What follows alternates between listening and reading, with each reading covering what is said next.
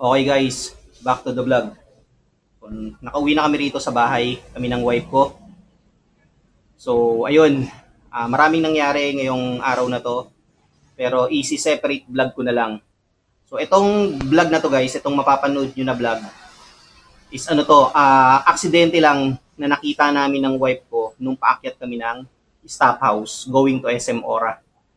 So si ma'am, nagkakabit siya ng missing person dun sa wall sa may intersection ng paakyat ng staff house going to SM Ora. So hindi ko na i-elaborate masyado, panoorin nyo na lang sa vlog na to kung ano yung nangyari doon.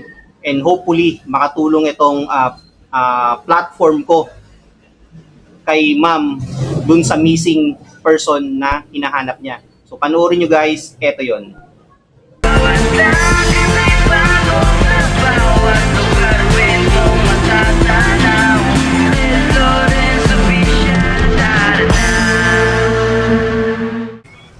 So guys, nakita namin si ate nagkakabit ng missing kaanak niya yata.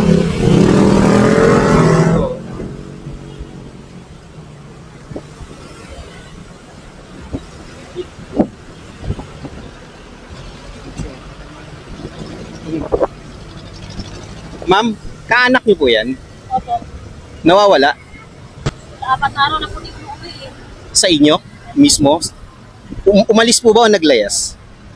Balis po siya. Ah, Pag wala po, wala namang dalang gamit. okay. Kapatid niya? Kapatid niyo po or what? Asawa ko. Asawa niyo, sorry. Asawa mo! Bakit lang siya malis? Hindi mo lang siya nagpaalam. Hindi po siya nagpaalam. Bigla na lang pong umalis. Hmm. Problema kayo. Kung umalis hindi naman po, maayos naman yung usapan namin. Basta kung natandaan ko lang, may kachat niya sa cellphone niya. Okay. May kachat siya. Hindi ko alam kung mga kaibigan niya o sino ba siya o babae. Pero nakontak mo mga friends niya. Kung kasama niya sa trabaho, hindi nila alam din. Ba't hindi siya nag-work ngayon? Dapat may pasok siya ngayon, hindi po siya Pasok. Okay lang po ba isama ko kayo sa vlog ko? Oo. Ito lang ang sila. Aba, Kuya. So 4 days na pala siyang nawawala. so hinahanap si kuya ni ate, asawa niya. So 4 days na siyang nawawala guys. Ayan, Baka sa mga friends focus niya. ko Baka may pinuntahan lang po. Wala po kayo idea? Nagtanong lang. Hindi po siya kumukontak sa amin eh. Sa akin, May anak kayo? 3 po, malalaki na. Nag-aalala din yung mga anak mo. Ba't di siya nagpaalam? Hindi po siya, basta-basta na lang. Baka nasa pamilya niya. Wala din.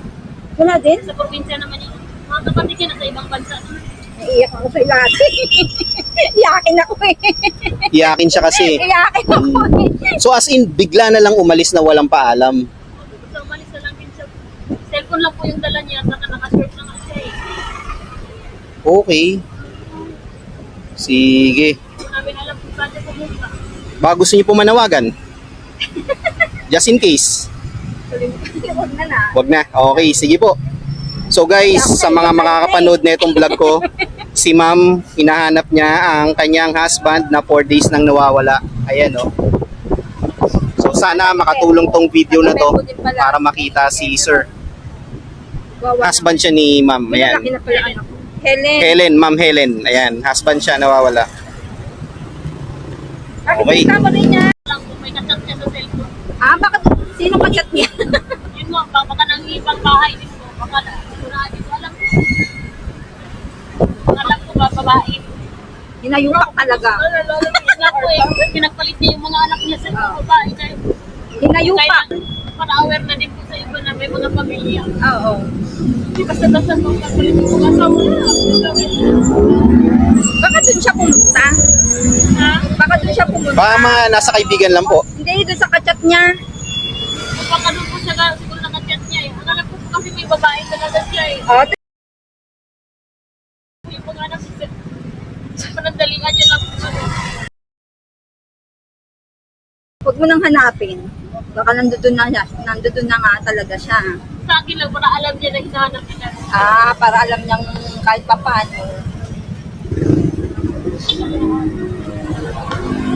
Sige po. Be strong na lang po, Ma'am Helen. Strong ka, dati Opo, mga ha? katatlo. Ilan taon ng mga anak mo? Laki na po, mag-16 na po yung Oo, lalaki na pala eh. Ayan mo yan. Sige. Tatlo na pala yung tatlo naman yung anak mo. Panganay mo 16. Ikaw po eh, pinagpalit niya yung mga anak niya doon sa tela niya lang nakilala. Hinayupak ka doon.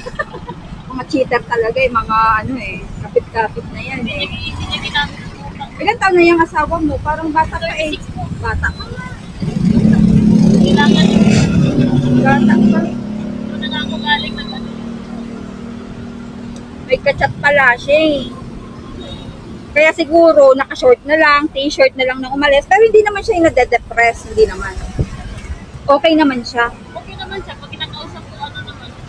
Ah, okay naman pala siya eh. Siguro nga dahil nga dun. Dahil talaga doon sa babae. Pero kilala mo yung babae. Nung una sinabi niya yung pangalan ko eh. Ah, Kung makita niya, kung makita man doon sa babae ito, eh ano mo kayo? I-search mo sa FB. hindi ko ma-search. Ang dami kasi ng pangalan niya eh. Ang dami. Ang gusto ko yung picture niya makita para Ay, hindi mo nakita yung babae. nakita ko siya pero hindi ko siya masyado na ano kasi hindi ko mukha yung nakita niya yung nakita ko eh. Ah, wala nga dun lang siya. Kaya sana sa may mga pamilya, wag lang ipagpalit yung Pamilya. pamilya nila sa mga babae. True. Sandali na nila nakilala. Alala. Okay, maraming salamat po. At least sana makatulong tong video na to para makita niyo yung husband mo. Okay lang. Okay. Salamat po.